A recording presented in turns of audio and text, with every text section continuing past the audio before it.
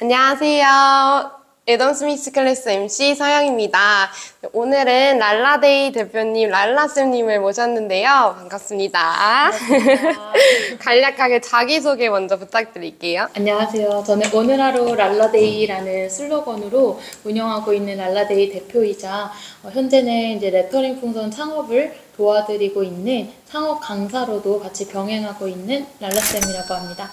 반갑습니다. 저 그 레터링 풍선을 처음에 딱 들었을 때 풍선에 글자 써 있는 거라고 생각했는데 맞나요?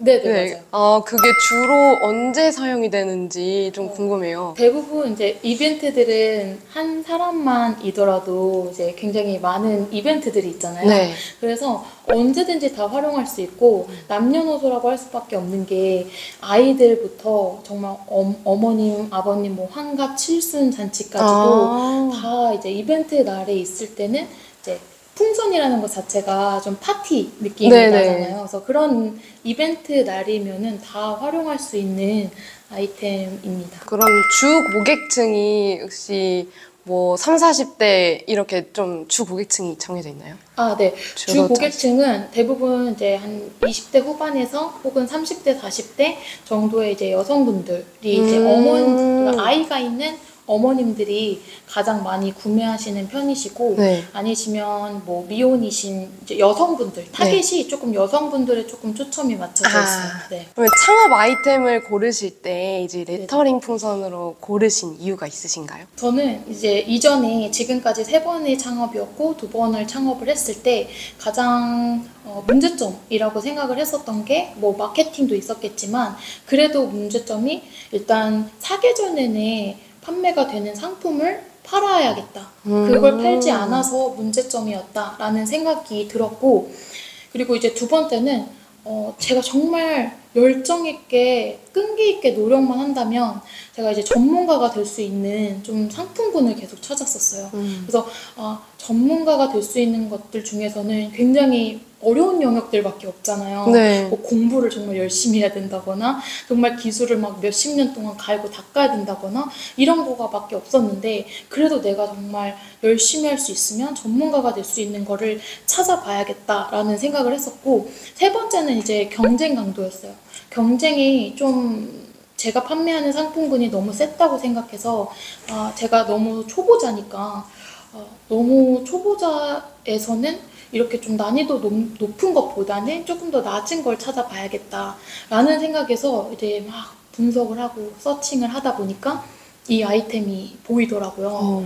이제 이런 고른 아이템으로 레터링 풍선을 창업을 하시고 지금까지 가장 큰 수익이 났을 때에 어느 정도 수익이 났는지 좀 궁금하거든요.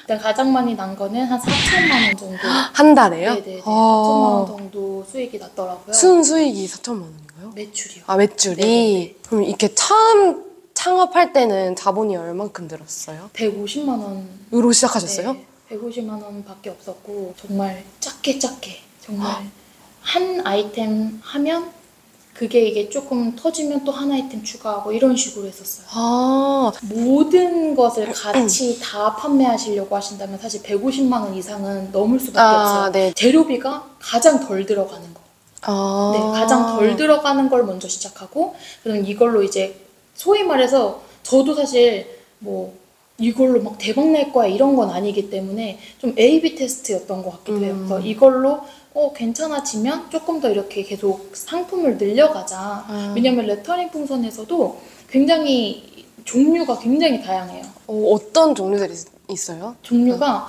정말 그냥 딱 레터링 풍선이라고 하면 이 풍선에 이렇게 글씨 써 레터링이 있는 있는 거. 게 네. 그냥 딱 레터링 네네네. 풍선이에요.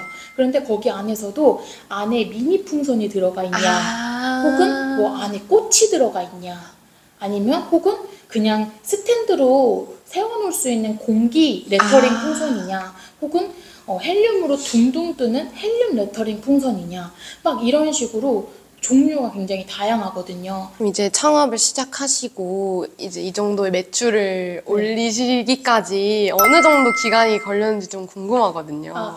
6개월 정도. 6개월. 네, 그러니까 가장 큰 매출은 사실 한 1년 안에 다 네네. 되었던 것 같은데 그래서 수익이 어느 나네. 정도 이제 가파르게 조금 성장한 게 네. 한 6개월, 한 5개월부터 이제 그때부터 조금 가파르게 성장이 되었던 것 같아요. 레터링 풍선을 창업하려고 뭐 생각하시는 분들이 있을 수도 있고 아니면 부업으로 좀 생각을 해보시는 분들도 네네. 있을 수 있잖아요. 시작하기 전에 네. 어떤 것들을 준비하면 좋을까요? 네, 일단은 시장 조사는 좀 필요하다라고 생각을 해요. 제가 이제 첫 번째, 두 번째 때는 사실 그런 조사 없이 시작을 했었거든요. 네. 그래서 어려움이 많았고, 이 시장이 어떤 시장인지도 잘 모르는 상태에서 부딪히려고 하다 보니까, 그런 부분이 좀 어려웠던 것 같고, 그래서 시장 조사라고 해도 이 단어 자체도 굉장히 광범위하잖아요. 그래서 어렵게 생각하시는 것보다는, 뭐 예를 들어, 레터링 풍선을 검색해서 그 상위에 노출되어 있는 뭐 스마트 스토어라든지 그거를 눌렀을 때 Q&A를 저는 10페이지까지 봤어요. 근데 이 스마트 스토어가 쇼핑을 누르면 이렇게 1페이지가 나오는데요. 그 10페이지 본 게 3페이지까지 다 봤었어요. 그래서 3페이지까지 넘어가면 엄청난 업체들이거든요. 굉장히 길어요. 1페이지가. 그래서 굉장히 긴데 그 모든 스마트 스토어 상점에 Q&A를 10페이지까지 이상을 보고 그 다음에 리뷰는 다 봤어요. 모든 리뷰를. 그러면은 내가 이거를 배우지 않더라도 아 이게 여기서 문제점이 생기는구나. 또 아 이게 뭐 이 부분에 고객들이 불만을 가질 수도 있겠구나. 이런 식으로 문제점이 보이더라고요. 그래서 시장조사라고 해서 뭐 어려운 부분은 아니지만 뭐 이런 키워드 분석이라든지 이런 것까지 다 하면 너무 좋겠지만 사실 그렇게 하기가 쉽지가 않잖아요. 네. 그래서 일단은 네이버에 한번 검색해보는 것 정도 또 인스타그램에 검색해보는 것 정도로 시장조사가 저는 좀 필요하다라고 생각을 하고 그리고 마케팅 공부가 저는 꼭 필요하다라고 생각을 하는데 네. 이것도 마찬가지예요. 마케팅이라고 하면 굉장히 광범위하지만 그 마케팅 공부라고 이제 딱 단정 짓기보다는 그냥 내가 만약에 이 창업을 시작한다면 어디서 끌어오게 할 건지 어디서 고객을 유입시킬 건지 이렇게 생각하면 그래도 조금 실마리 있는 그 좀 정리되는 부분은 있거든요. 혹은 뭐 예를 들어 나는 그러면 인스타그램에서 팔 거야 라든지 나는 인스타그램은 어느 정도 좀 잘 아니까 인스타그램을 활용해서 스마트 스토어에서 팔 거야. 이런 것들이 이제 조금 정해질 수 있다라는 거죠. 그럼 만약에 그게 정해진다 하면은 그거에 대해서 또 다시 공부하면서 그 플랫폼을 그렇죠. 키우는 네네네, 방법을요. 그래서 이런 식으로 초반에 너무 많은 공부를 말씀드리는 건 아니지만 그래도 어느 정도 인스타그램이나 뭐 블로그나 내가 하려고 하는 그런 플랫폼 그런 것들은 한번 유튜브 요즘에 많으니까 그런 거라도 한번 검색을 해보면 너무 좋을 것 같다라는 생각을 했고요. 그리고 이걸 왜 하려고 하는지를 꼭 생각을 분명히 하시면 훨씬 더 도움이 많이 될 거라는 생각을 했어요. 랄라쌤님이 레터링 풍선 창업을 하시고 가장 어려웠던 점이 있었다면 그게 무엇이라고 말씀해 주실지. 손으로 만드시는 걸 좋아하시는 분들은 어떻게 해서든 손으로 만드시려고 해요. 그럼에도 불구하고 이게 한계가 느껴지기도 하거든요. 하루에 만들 수 있는 이제 한계점이 있고 또 적정량이 있기 때문에 그래서 그 문제점을 사실 이전 창업 때부터 많이 느꼈었어요. 네. 이 수제작에 대한 한계점을. 그래서 저는 이 풍선 창업을 시작할 때 바로 접목을 했던 게 DIY였어요. 직접 그 사람들이 만들 수 있게 재료를 제공하는 거죠? 제가 키트를 완전히 구성해서 그거를 이제 보내드리고 만드는 방법을 뭐 영상이나 안내장으로 설명을 해드리면서 그렇게 이제 판매를 했었는데요. 그러다 보니까 그 어려움은 점점점 사라지더라고요. 근데 그렇다 하더라도 완제품을 아예 판매하지 말고 DIY만 판매하셔라라는 말씀을 드리는 게 아니고 네. 근데 그 반대로도 너무 완제품만 판매하시면 결국 힘든 순간이 올 수밖에 없다라는 것도 말씀을 드리고 싶어서 저는 수강생 분들께도 분명히 꼭 말씀을 드리거든요. 완제품을 배우는 기술이 필요하기 때문에 이렇게 수업을 들으시지만 꼭 완제품만 판매하시지 않으셔도 된다. 다른 거를 아니면 바로바로 나갈 수 있는 상품들도 같이 구성을 하는 게 저는 더 낫다라고 말씀을 드려요. 라라쌤님이 하시는 그 레터링 풍선이 다른 레터링 풍선과 좀 차별화되는 게 있다면 네네. 어떤 게 있을까요? 일단은 저희 이제 그 꽃풍선 제가 종류가 굉장히 많다고 그랬잖아요. 네네. 꽃풍선 꽃풍선이라는 게 있는데 그 꽃풍선은 꽃을 넣기 위해서 이 여기를 터요. 잘라요. 풍선을. 아, 풍선을 잘라요? 풍선을 자르고 다시 마감을 해요. 아, 네, 실링이라고 하거든요. 네네. 근데 그렇게 해서 열로 이렇게 아. 꼬매죠. 이제 마감을 해요. 그래서 그 마감하는 작업이 필요한데 네. 그래서 꽃풍선이 조금 더 고도화 작업이 필요하긴 해요. 그 꽃풍선의 마감이 뭐 모든 업체들이 다 그렇다라는 건 아니고 제가 좀 일찍 시작했기 때문에 그 당시에는 그 마감이 너무나 마음에 들지 않은 거예요. 네. 네, 저도 수업을 들었지만 네네. 너무 마음에 안 들어서 이 퀄리티는 내가 판매를 할 수 없겠다라는 생각에 티가 나지 않은 실링법을 자체 개발한 개발하셨어요? 거죠. 네, 그래서 그거를 이제 수강생분들께 또 차별점이 되기도 하면서 또 반대로 또 고객분들한테도 차별점이 되고 있죠. 창업을 하면 다양한 것들을 신경을 많이 써야 되잖아요. 뭐 마케팅부터 서비스, 또 단골 고객들한테 또 그만큼 좀 단골을 놓치지 않기 위한 무언가도 있어야 되고 그런 것들 중에서 노하우가 있다면 어떤 게 있을까요? 이 부분도 뭐 마케팅이 다 굉장히 같은 영역이라고 생각을 하는데 네. 단골을 끌어들이기 위해서는 저는 일단 유입이 돼야 된다고 생각해요. 네, 그래서 유입이 돼야 뭐 전환이 되잖아요. 네. 그러니까 전환이 돼야 단골이 생기는 거고. 그쵸. 그래서 이제 유입을 굉장히 저는 중요시 여기고 이제 그거의 예시를 좀 말씀드리면 저는 이제 초반에 이벤트를 굉장히 많이 했어요. 뭐 예를 들어 택배 박스에 이행시를 쓴다던가 혹은 뭐 예를 들어 뭐 코로나가 조금 심해졌을 때 대구 지역 분들께 뭐 10% 페이백을 해드린다던가 혹은 이제 레터링이 있기 때문에 샘플은 계속 만들어야 되는데 이걸 그냥 샘플 사진으로 찍고 지인한테 주거나 혹은 내가 그냥 갖고 있다가 이제 없애는 경우가 많아요.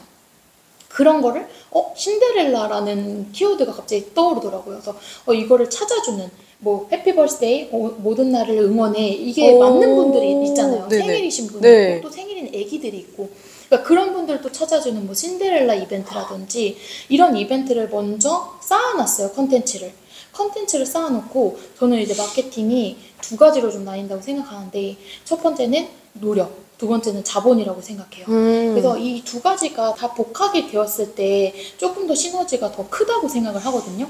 그래서 그 부분은 일단 제가 컨텐츠로 쌓아두고 제가 노력으로는 이게 좋아요, 댓글, 팔로우를 그냥 제가 하루에 100명은 거의 1년간 했던 것 같아요. 그 100명을 하고 다니신 거예요? 네.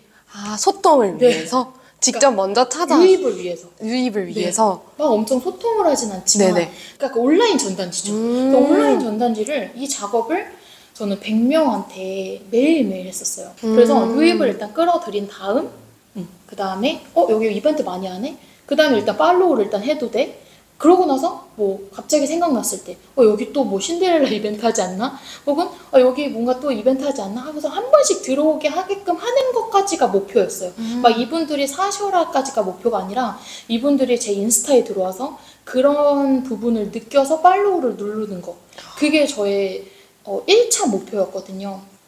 그래서 그거를 오랫동안 많이 해왔기 때문에 이제 스마트 스토어를 오픈을 했을 때도 바로 좀 전환이 이루어지는 그 단골 고객을 어떻게 이용하냐면 새 상품을 다시 업로드를 했을 때 혹은 출시했을 때 새 상품을 출시했을 때 그 다음에 이제 네이버 스마트 스토어가 진짜 좋은 게 뭐냐면 마케팅 메시지 같은 걸 보낼 수가 있어요. 찜하기 누르신 분들이나 이렇게 뭔가 이렇게 좋아요 누르신 분들께 그러면 이 에어바운스 오픈했다고 딱 마케팅 메시지를 딱 던지는 거죠. 그러면 바로 또 다시 전환이 이루어지는 그런 뭔가 선순환 구조를 계속해서 조금 잘 활용했던 것 같아요. 그 다음에 이제 또 제가 말씀드렸던 자본을 활용해서 자본이라고 하면 결국 광고겠죠. 네. 광고를 같이 적합하게 접목하면서 더 유입을 끌어들이면 훨씬 더 좋은 것 같아요. 네, 그럼 마지막으로 소자본 창업을 꿈꾸고 계신 분들께 응원의 한마디 부탁드릴게요. 네. 제가 오늘 어떻게 도움이 드렸는지 잘 모르겠습니다. 최대한 많은 걸 이야기를 드리려고 이 자리에 나왔는데, 여러분들께 일단 도움이 많이 되었으면 하는 바람이 있고요. 우선 초자본 창업이라는 게 굉장히 이면이 있어요.